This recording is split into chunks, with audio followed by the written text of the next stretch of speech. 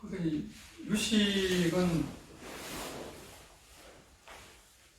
유식 30성도 있고 뭐 그걸 또 해설한 성유식론도 있고 하지만은 너무 복잡하니까 여기서 더 들어가면 좀 어떻게 보면은 오리무중으로 빠질 수도 있고, 예. 그래서 가는 큰 스님도 이제 유식을 거의 유일하게 먼저 강의하셨거든요. 가는 큰 스님이 이제 하게 돼가면서 이제 무궁한 수행을 6년 하고 나오셨잖아요. 그런 어떤 수행하고 어떤 경전이라든지 모든 걸 갖춘 분이에요. 돌아가고 있나요?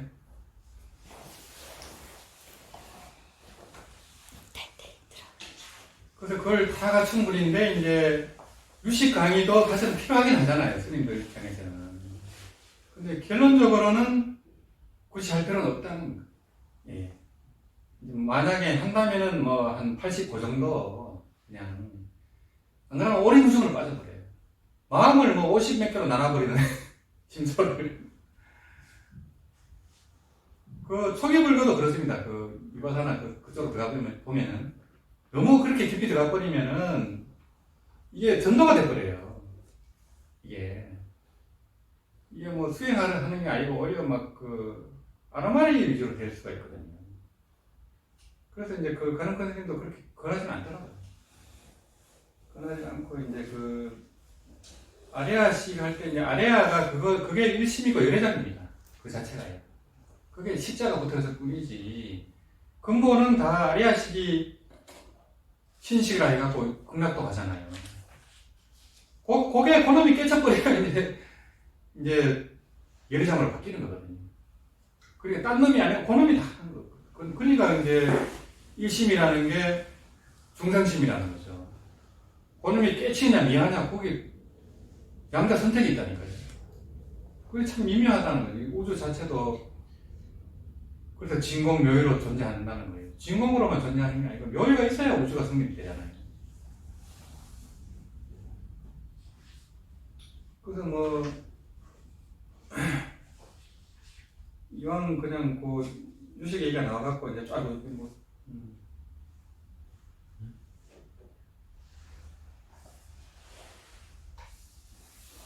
조금 더 말씀을 하자면은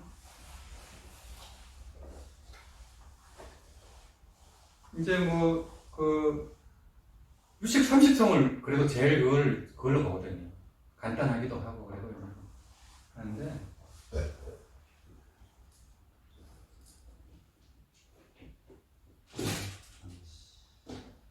세친보살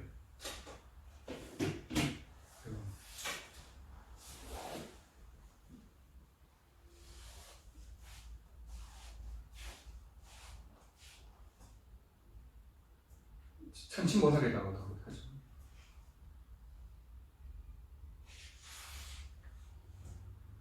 보살의 이제 유식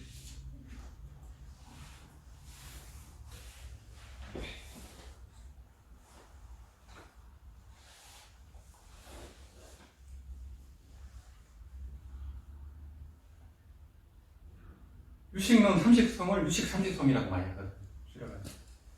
이분이 이제 그 왕생론 그 저자분이잖아요. 이분 형님이 이제 무착보살이고요. 그러니까 이제 무착보살의 동생입니다. 이제 이 유식불교는 이제 미륵보살이 초조해요. 미륵보살님한테 무착보살이 전수를 받았다는 거예요. 특이하죠. 그러니까 이제 56억 2천만 년 뒤에 오시는 미륵 부처님이 유식의 대가니까 참 희한하죠. 근데 그분은 또 정도 법문을 위촉을 받았잖아요. 근데 또 세친보살님은 또 무량수견을 또 논으로 쓰셨고 그것도 참 희한하죠. 미륵보살님하고 인연이 있는 것 같아요. 원래 이 이제 세친보살님이 그 소송 불교를 하면서 대성을 엄청나게 비판을 했거든요. 불교도 아니다는 식으로 하면서 이제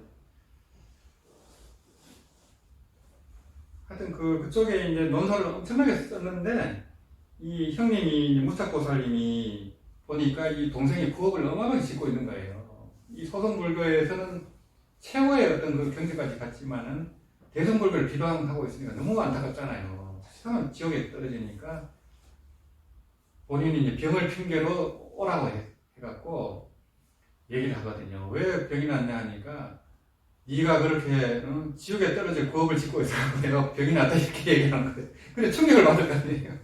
그러면 형님이 어떻게 하면 이 병에서 나올 수 있냐 하니까 그 대승불교를 얘는 선양을 하라는 거예요. 네가 대승불교를 죽인 이후로 대승불교를 살리는 그 논을 쓰라고 한 거예요. 그래서 이제 그때부터 이 세친보살이 대승불교를 공부를 해보니까 이게 대단한 거예요. 상상을 초월할 정도로 그 소승보다 위대하다는 걸 알았죠. 그래서 이제 대승으로 전향을 했습니다. 그러니까 이제 이 이제 대승불교에 큰 역할을 하신 거죠, 이분은. 그래서 이제 유식을 뭐 너무 어렵기 때문에 또 깊이 들어갈 것도 없고 이제 뭐 한 5가지로 많이 적을 해요. 첫 번째는 색법이거든요. 뭐 이건 말하자면 이제 물질이죠.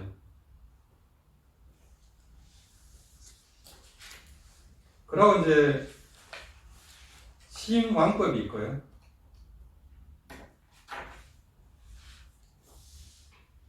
요거는 정신의 주체입니다. 아까 말했지만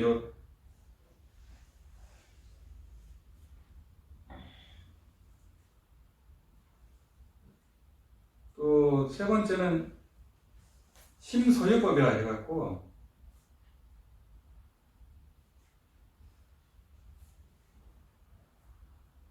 정신에 딸린 여러 작용이 있잖아요. 작용들.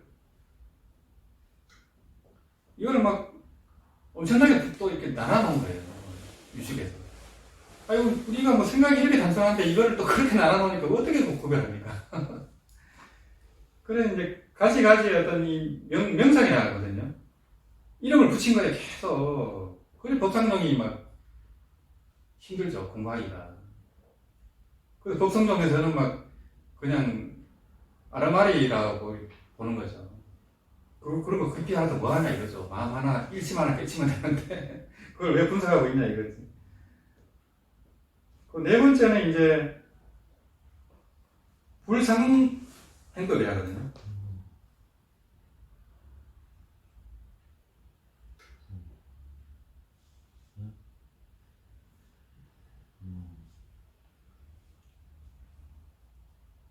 이거는 이제 물질도 마음도 아닌 세력을 얘기해요.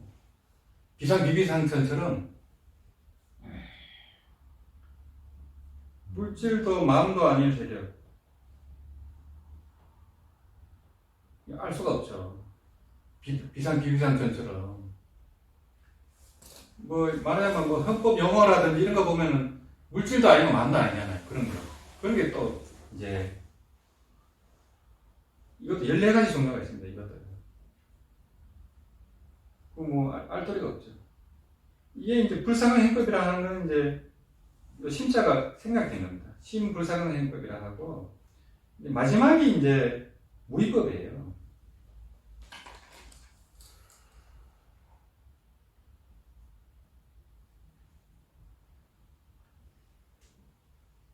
이 이제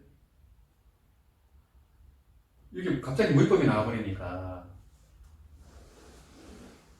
그러니까 요거는 물질이고 요거는 이제 요거는 정신이잖아요, 그죠? 정신작용이고 요거는 물질도 마음도 아닌 거고요. 이게 또 무위법이 나와버렸네.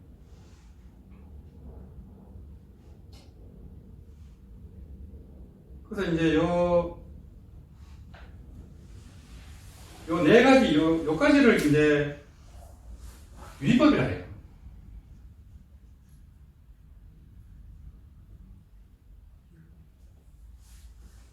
그러니까 요 무위법하고는 이제 지게 되겠죠. 차별화가 되겠죠. 요 4개하고 이것도 다릅니다. 1, 2, 3, 4는 유의법이라는 거예요. 그리고 이 무위법은 본체계를 무위법이라는 거예요. 본체.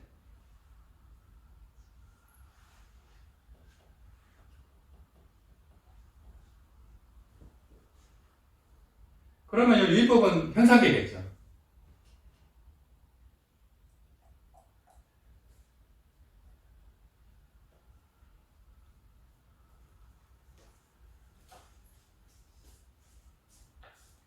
그래서 뭐 유의법이니 무위법이니 많이 하잖아요. 그러니까 이제 우리가 현상에서 하는 이 뭐 생각이든 뭐든 전부가 유의법이에요. 무위법으로 들어가기가 사실은 어려워요. 사실 쉽지가 않아요. 이게. 이제 유식 상식성에서는 이렇게 분류를 했다는 거예요. 크게 이런 식으로 물질과 정신과 물질도 아닌 것 무위법으로 이렇게.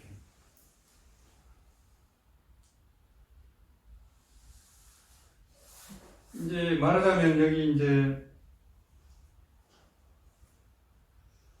여기를 이제 복덕이라고 하면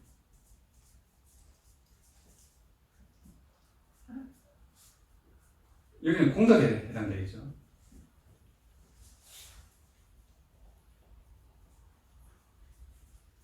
유의법으로 하면 다 복덕이 되잖아요. 복덕은 언젠가는 사라질 것이고 떨어질 것인데 이 무위법으로 할 때는 공덕이 돼요. 이때는 이제 깨달음을 위해서 한다거나 무주상으로 한다거나 무아무심으로 한다거나 무모는 바 없이 한다거나 이때가 무위법이에요. 이게 현상에 살지만은 무심으로 하고 또 머무는 바 없이 하고 무집착으로 하고 구하는 바 없이 하고 또 원하는 마음 없이 하고 이때가 공덕이에요. 무위법이 맞으니까. 근데 여기 구하는 마음이 있고 집착이 있고 하는 전부 복덕이에요. 이 자리는 이제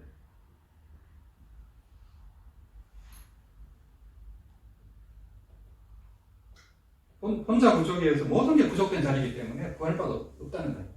이 자리는. 그런 도리를 이제 알고 했을 때 이제 공덕이 된다.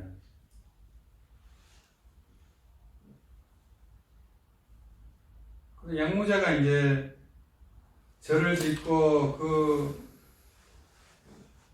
경전을 간행하고 막 승려 양성하고 양무자가 이제 그 불교 공부를 많이 했어요.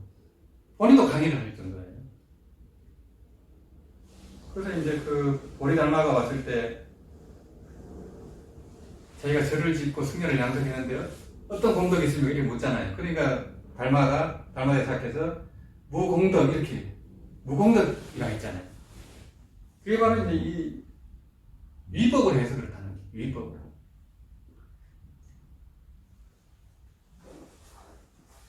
거기서 이제 달마대사님이 설명을 좀 해줬으면 불사를 더 열심히 했을 수도 있어요. 그러니까 절을 짓고 스님들을 양성하고 하되 집착 없이 해라. 무주상으로 하세요. 그러면 그게 공덕이 됩니다. 이렇게 설명을 해줘야 되거든요. 그게 없어요. 없다 보니까 이걸 가지고 스님들이 복덕을 지킬 필요 없다. 이래 돼버린 거예요. 조계종, 특히 조계종에서. 다 위법이다 이거예요. 깨달음만, 견성마음만 되지 무슨 뭐 복지일 게 뭐가 있냐. 이래 돼버린 거예요. 그 양무지하고 달마대사의 그거를 잘못 알아듣고. 자칫하면 그래 되잖아요. 그럼 아무도 복 안 짓죠. 불교를 누가 그러면 저거 지키나요? 누가 탑을 세우고 누가 절을 지어요? 그게 반쪽짜리 법문이 되면 그래 돼요. 그런 복덕이 한량없지만은 그걸 집착 없이 무주상으로 하고 깨달음을 위해서 할 때 그게 공덕이 됩니다. 이렇게 설명해 주시면 얼마나 좋아요. 그 법문을 하는 스님들도 마찬가지입니다. 그렇게 해줘야 사람들이 복덕을 짓고 공덕을 짓죠. 그걸 설명을 안 해주면 그러면 뭐 시주할 거 없네 이래 될 거 아니에요. 난 깨달음만 찾아가면 되겠네. 그래서 조계종이 이래 된 겁니다. 절에 아무도 안 가잖아요. 그냥 유튜브만 보면 되는데. 그렇잖아요. 어? 무공덕이니까. 뭐 공덕도 없는데 절에 가도. 이 큰일 납니다. 이런 거 보면 이걸 잘못 저걸 전하면은. 양무제가 어마어마하게 저걸 했거든요. 불신천자라 하고 이제 이분이 이제 그 스님들이 그 당시만 해도 술을 드시고 고기를 드시고 있나 봐요. 그래서 그거를 금지를 시켰어요, 이 양무제가요. 그런 또 큰일을 하고 이분이 또 소신공양이라는 입장에서 이제 그 황제니까 소신공양을 할 수는 없잖아요. 그래서 이제 황제 옷을 벗고 노비 옷을 입고 절에서 그냥 법복을 입고 절에서 부목생활을 해요. 자원봉사하고 일하고 막 하거든요. 노예가 됐다니까. 절에 노예가 됐어요. 자기를 공양한 거죠, 이제. 그래가지고 다시 황제가 될 때 그 돈을 줬어요. 면책하는 돈을 이제 마다하면 이제 고시를 하려고 일부러 그렇게 했겠죠. 이제 그래서 황제로 복위하는 비용으로 1억만 전을 했대요. 그러니까 불교를 저거 해주려고 이제 어떻게 보면 연극을 한 걸 수도 있고 그만큼 불신이 깊어요. 이 양무제라는 분이. 그리고 그 양무제 옆에는 지공화상이 있었습니다. 달마대사가 와서 지공화상이 얘기하거든요. 달마대사는 가는 보살의 하신입니다. 이렇게 설명을 했어요. 그러니까 양무제가 깜짝 놀라갖고 뒤쳐서 가려고 하잖아요. 사신을 보내서. 근데 이미 떠난 뒤고 인연이 없다는 거죠. 지공화상 역시 가는 보살의 하신이에요. 그런 그 보살의 하신이 옆에 있었다는 거죠. 이미. 그래서 그런 얘기도 해주고 하는 거고. 근데 이 이제 절을 짓고 불사하는 게 무공덕이라는 이 법문을 잘못 전하면 큰일 나요. 보충 설명을 해줘야지. 그게 어떻게 공덕으로 전환 될 수 있는가를 얘기를 해줘야지. 그럼 아무도 그러면 뭐 시주 안 하지. 그래서 그게 참 아다르고 어다르잖아요. 그게.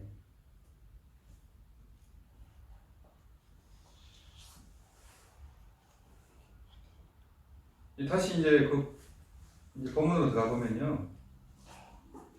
이제 견성은 어렵고 작골은 쉽다는 이 말씀을 계속 하는 거거든요. 그래서 무엇을 작골이라고 하는가? 부처님 명호를 지성하며 이제 아미타불이죠. 우선 부처님 명호를 지성하며 부처님의 의보와 정보, 주관과 객관세계죠. 의보는 이제 객관이고요. 정보는 주관이고요. 공덕을 마음속으로, 그러니까 아미타 부처님과 그 극락세계의 향량을 마음속으로 깊이 간주하면 그 순간순간마다 바로 부처님이 되어간다는 거예요. 연구를 하는 순간순간마다 된다는 거예요. 그래서 이 작불이 쉽다는 거죠. 그 순간순간 부처가 되니까 계속 연구를 안 할 수가 없죠. 그럼 진짜 부처가 되니까. 그래서 간무량수 불경에 그대들이 지극한 마음으로 부처님을 생각할 때 이 지극하게 생각하는 그 마음이거든요. 이게 이제 연불심입니다. 연불심이 바로 부처님의 30상 80조모가 된다 하는 거죠. 그 연불하는 마음이 이렇게 중요하다는 거죠. 그러니 부처님을 간절하게 생각하면 어찌 부처님이 되지 않을 수 있겠습니까? 무릇 선정에서 말한 성물이라는 말과 간무량수명에서 말씀하신 시심시불이라는 말은 이치상으로 보면 그 의미가 전혀 다르지 않습니다. 그러나 선정의 견성과 간무량수명의 작불은 수행함에 있어서는 그 난이가 이처럼 현격하게 차이가 납니다. 그러니 연불하는 것이 청산하는 것보다 훨씬 더 간단 명료하고 통쾌하다고 어찌 말하지 않을 수 있겠습니까? 이 너무나도 쉽고 이제 확실하고 또 지름길이고 한데 사람들이 모른다는 거예요. 그거를 계속 말씀하시는 거죠.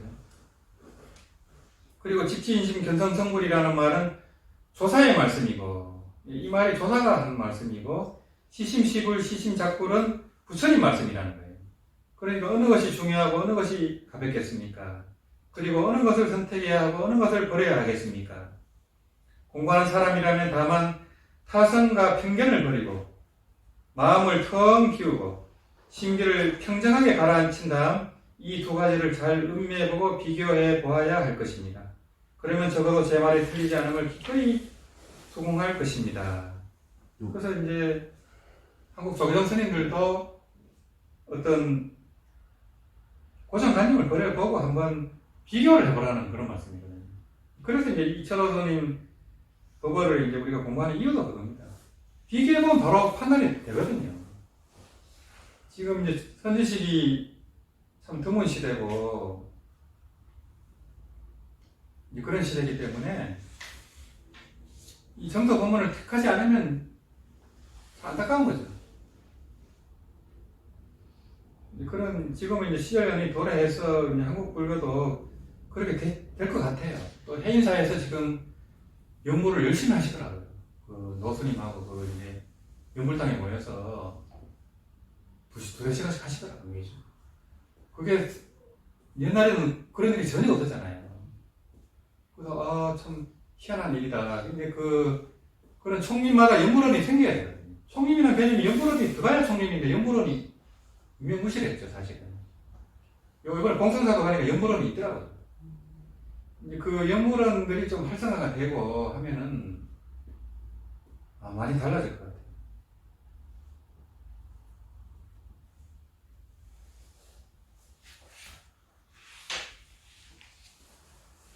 요 철호스님 요 본문을 보시면요, 바로 이렇게 연물하는 순간에 서방정토와 의보와 정보가 이미 내 마음속에 있으며 또 나의 이 마음도 벌써 서방정토의 의보 정보 안에 있게 됩니다.